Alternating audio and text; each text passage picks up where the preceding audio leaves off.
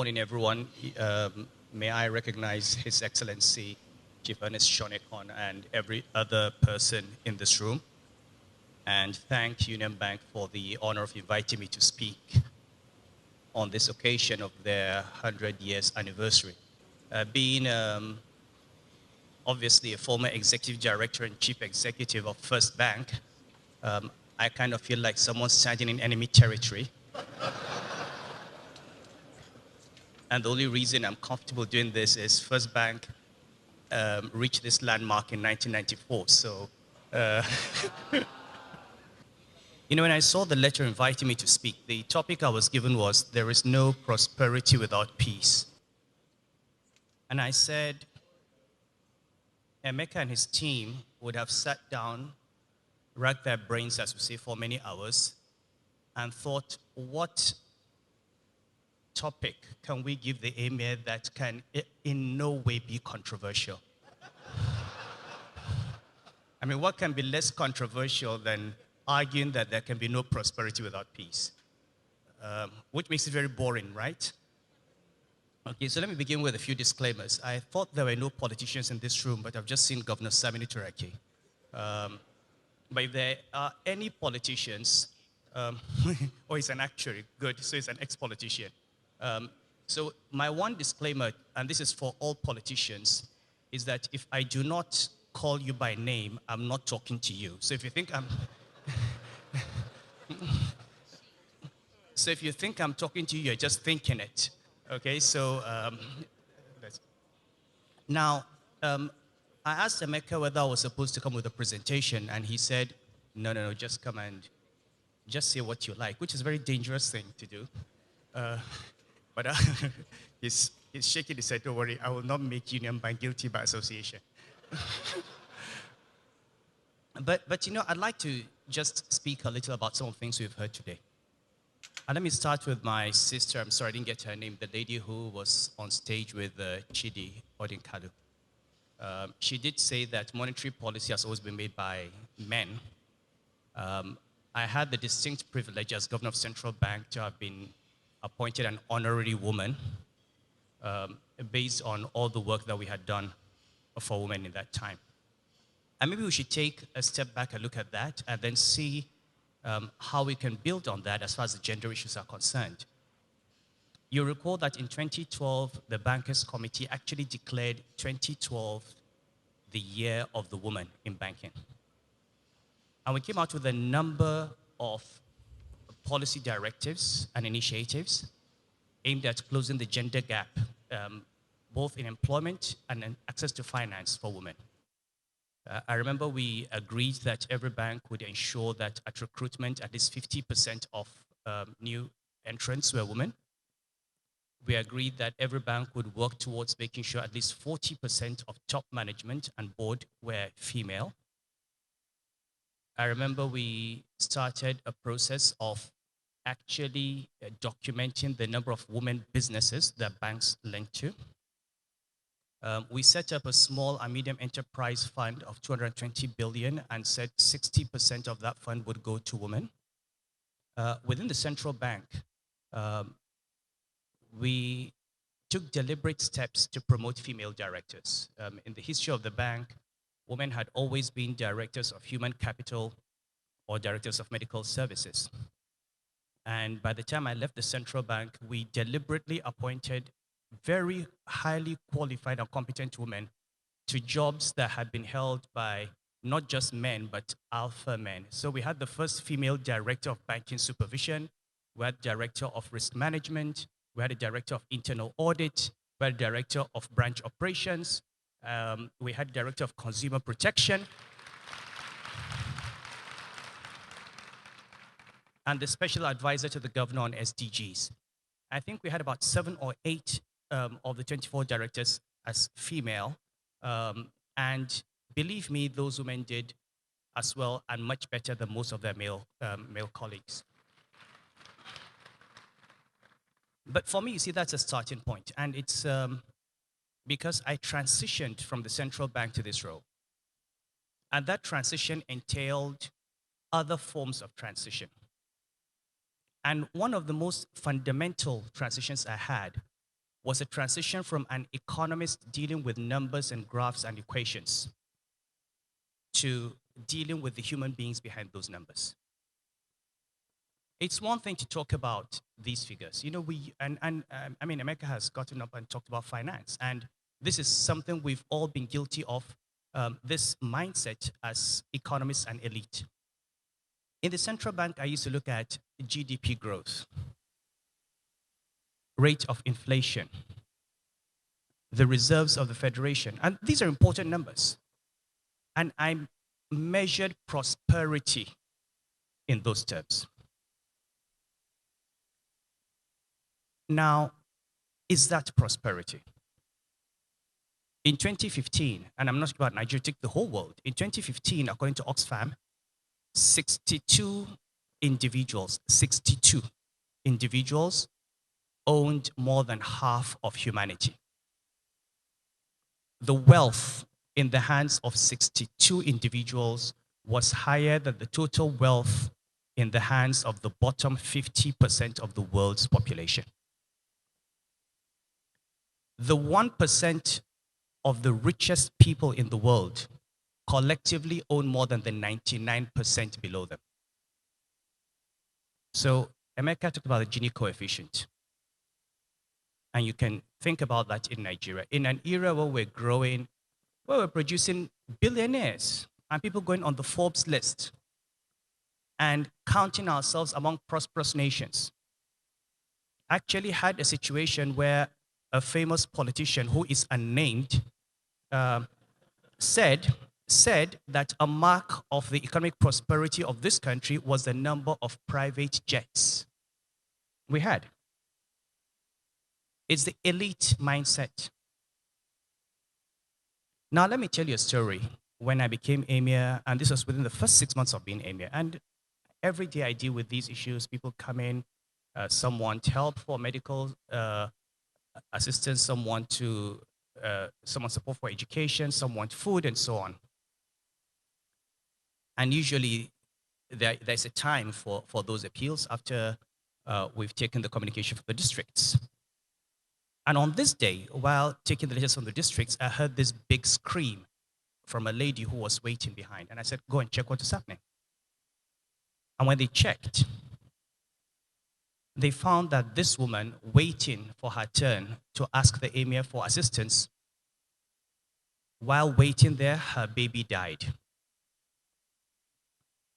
And her baby died because she had come to the emir to appeal for assistance. She needed 3,000 naira to buy drugs.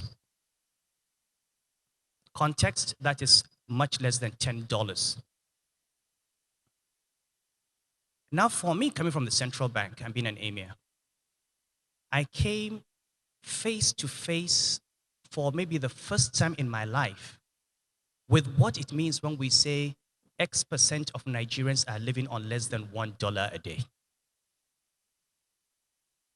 It means that for those people, their children die every day because they cannot afford 3,000 naira on drugs. 3,000 naira.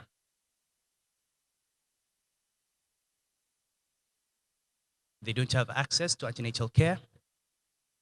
They have no access to immunization. If they get malaria, that's a death sentence. Their daughters get taken out of school. 75% of adolescent girls in the Northwest are married. We have the highest rate of VV fistula in the world. I've heard this figure about 62% of Nigerians living in poverty. But just as you look at inequalities vertically, you must also look at inequalities horizontally. And I'm coming down to the question of prosperity and peace. 62% of Nigerians, or maybe 40%, depending on what you look at. But break down those numbers. In Lagos State, the poverty rate is 8.5%. In Zamfara, it is 91%. In Kano, it is 77%.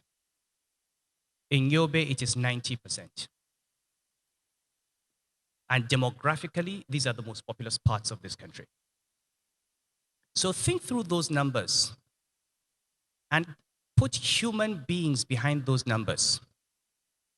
And then ask yourself, how many Nigerians out of this 170 million are living on less than $1 a day? Where do they live? And is there likely to be peace and stability in those areas in the future? It's simple. Until we begin to think of economics, not in terms of GDP, inflation, reserves, but in terms of how many human beings are able to eat 3 square meals a day. How many young people have an education? How many people have an opportunity in life? We can never have peace. Nigeria is a country today with 170, 180 million people. The median age is 19. In the next 20 years, you will have at least 85 million Nigerians between the ages of 20 and 40. That is the population of Germany, the third largest economy in the world. 85 million. What economy are we building for those people? And that's why when you think of all the things we've heard today, it comes back to challenging the way we've been taught to think about economics. And also challenging as bankers, and I'm a guilty person. I mean, I ran a central bank on the basis of classical neoliberal macroeconomic theory. I apologize for any damage I've caused. But the point remains, look at all the ideological conversations in the world which no longer happen. Take the debate on migration. We've all joined it. Migration is bad. Africans are migrating to Europe. Bad for who?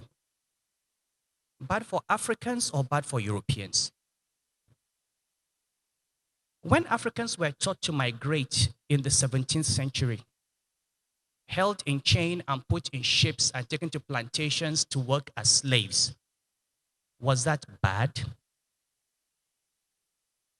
When Europeans migrated to Algeria and Tunisia and South Africa and Nigeria and set up colonies and settler colonies and apartheid systems, that was migration. Why wasn't that bad? Don't we realize that Africans are migrating to Europe because of the world in which we have created? We've signed up global agreements. And America would be a strong supporter of the free movement of capital across borders. Bring in capital and repatriate it. And I've been an ideological supporter of that. You're a strong supporter of free movement of goods and services across markets.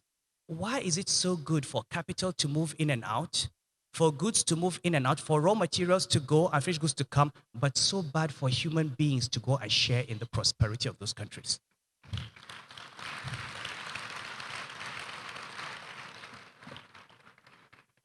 Why is it okay for you to sit in New York and London and bring in X billion dollars into the Nigerian capital market, buy shares, buy currency, make profit, take it back, but bad for the Nigerians to follow that money and try to share in that prosperity?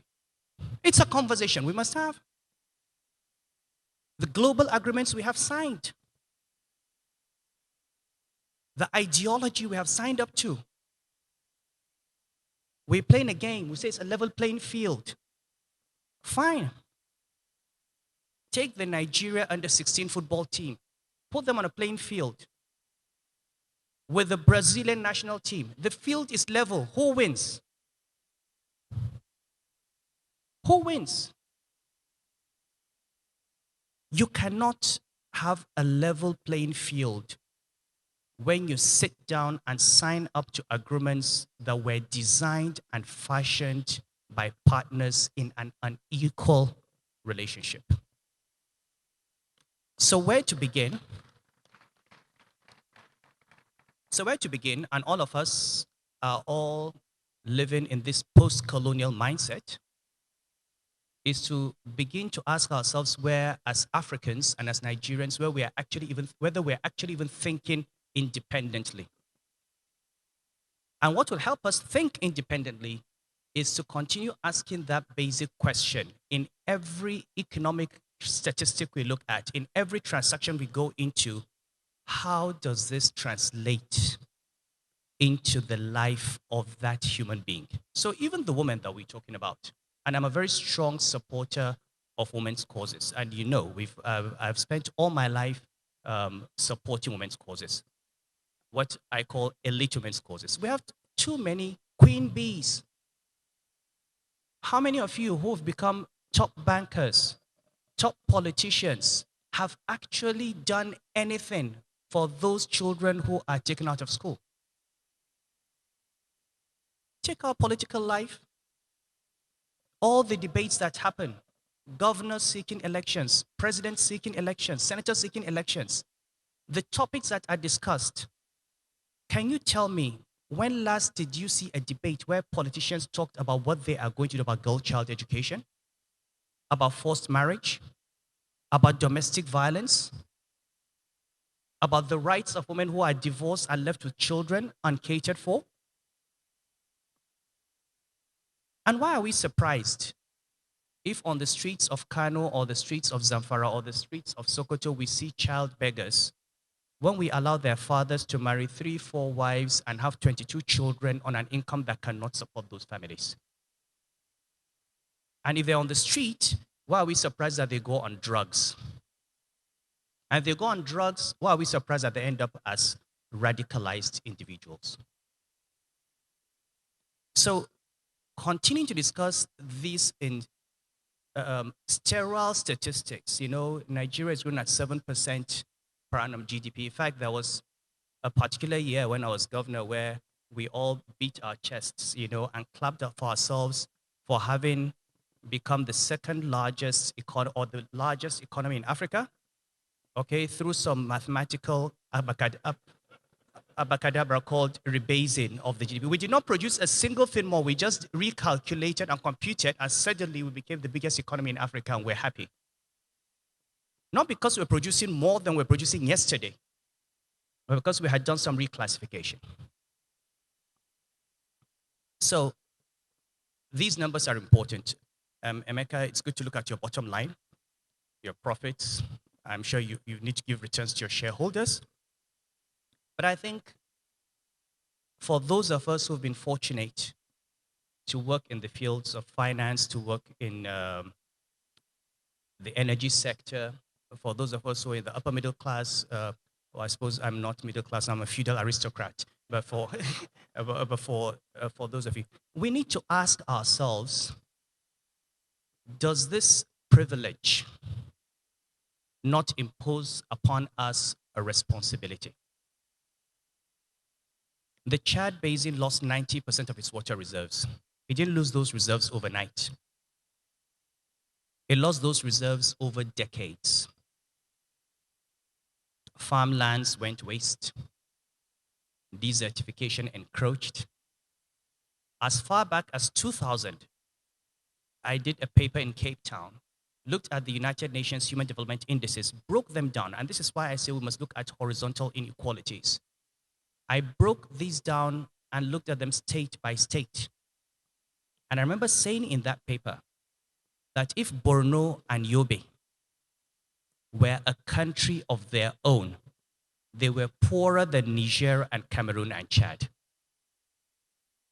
But we didn't realize it.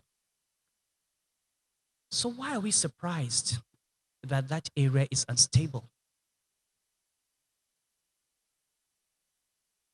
We can't run away from the human being. And we can't run away from education.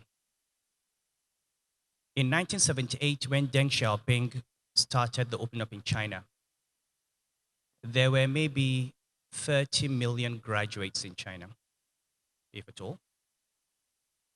Today, China has more graduates than the entire population of the United States.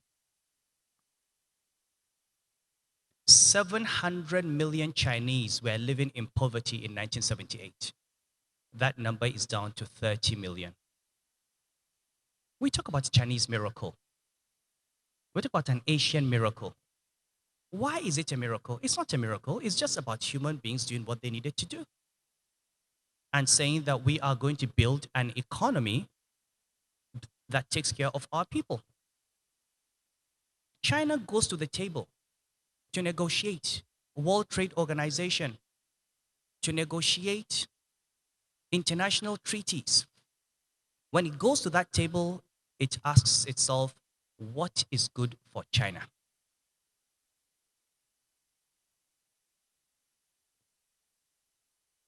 Sorry, this is part of the. You see why I'm happy to leave the central bank. I didn't have this. Nobody trusts. So, anyway, so when we go for these um, events, when we sign these contracts, we should look between the lines and say, what is it that's going to bring benefit to the Nigerian on the street? And I think for me, this is where we have failed. We have failed to bring economics down to earth. And economics can help us, even in the most difficult conversations we're having today. We have a constitution that says we must have a governor and a deputy governor and a state house of assembly in every state, 36 states.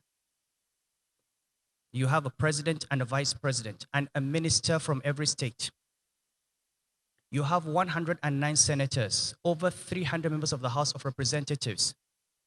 You have 774 local government chairmen.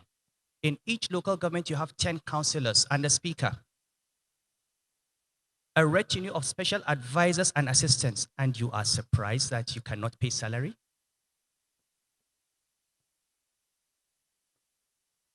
I mean, really, we are surprised that we're spending 80, 90% of our revenue on public servants? That's the system we designed.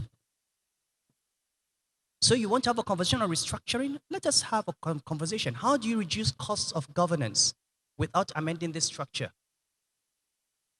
Do we need 40, 30 legislators in every state? Do we need 500 legislators in Abuja? Must we have 36 ministers or more? This is a constitutional conversation. You don't have education. You don't have public health. We've seen the numbers. Infant mortality, maternal death at childbirth. Yet, the states and the local governments who are supposed to provide education and healthcare do not have the lion's share of government revenue. Let's have that conversation. It can be an intelligent dialogue. You don't need to shout Biafra or shout Boko Haram. Let's sit on a table.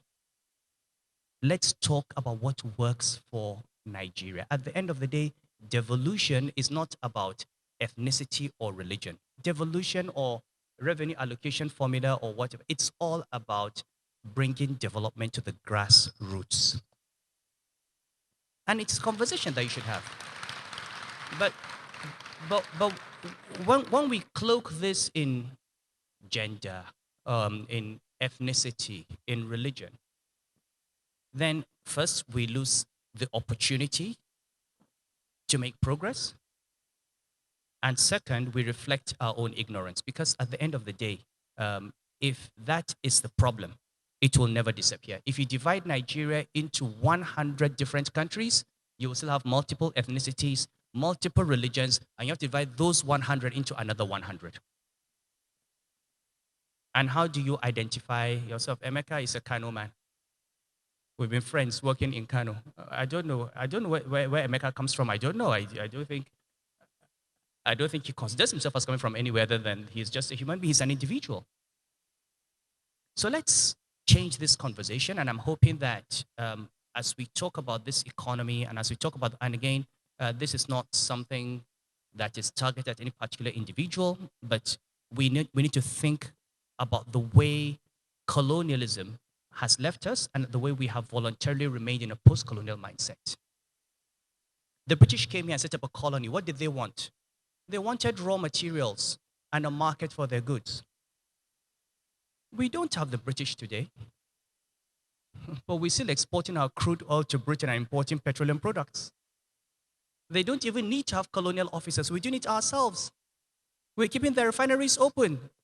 The largest export of the United Kingdom to Nigeria is what? Petroleum products.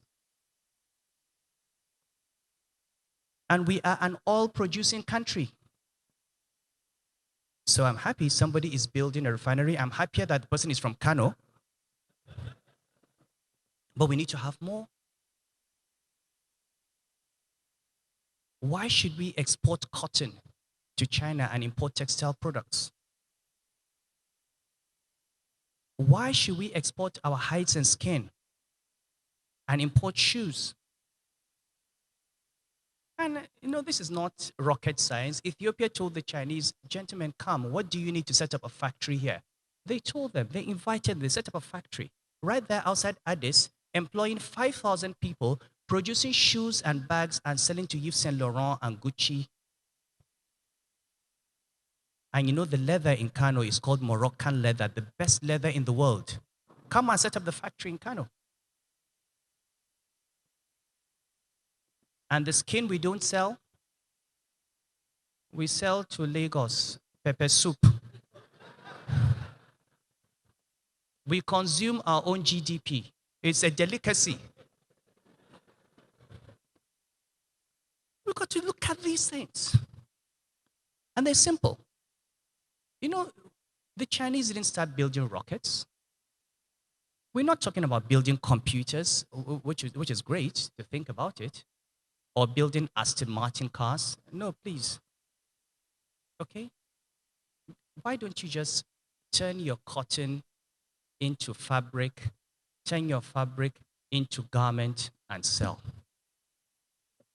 Turn your hides and skin into leather, turn your leather into shoes and bags. And we used to do this centuries ago. 17th century, Kano was exporting shoes and bags, trans-Sahara, to the Arab world, $5 million worth in the 18th century. Economic history. 100 years of data on Nigerian trade before colonialism. In only 15 years did we have a trade deficit. What happened? What changed? Why is Ethiopia doing it? Why is Cote d'Ivoire doing it? Why is Ghana doing it? Why is Morocco doing it? We are the giant of Africa, a giant with clay feet. So we must first of all stop being in denial. And the way to wake up is to look not at the people in this room, because you do not represent Nigeria. We do not represent Nigeria. For every young northern Muslim girl like her, there are millions who did not even complete primary education. And they're walking around with wares, trading. They get married off without their consent. They produce children, they get beaten. After some time, they get divorced. And I'm talking about what I know, what I deal with every day. 4, 5 children. Somebody wakes up and says, I divorce you. Go home. Her father sent her, maybe the father, as we heard from Miss Graham Douglas, maybe when the father married her off, he thought he was taking a burden off himself, taking off one daughter. She comes back with a baggage of 6 that he did not produce, that he has to take care of, and his income has not gone up. Which is fine. But what is bad about it is that our system does not even see this as a problem, and the system does not protect them. Now, who is going to protect them? It's us. It's those of us who have been privileged to get this education, to give our daughters this education, to have our sisters with this education. We are the ones responsible for protecting those voiceless majority. And we have failed in that. And you know, today you go out in your car and they're hailing you, rankedly. In 20 years, they will start carrying stones.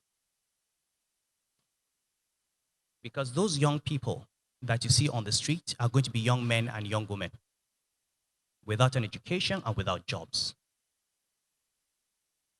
So you tell me there's no prosperity without peace? I say to you, there's no peace without prosperity. Thank you.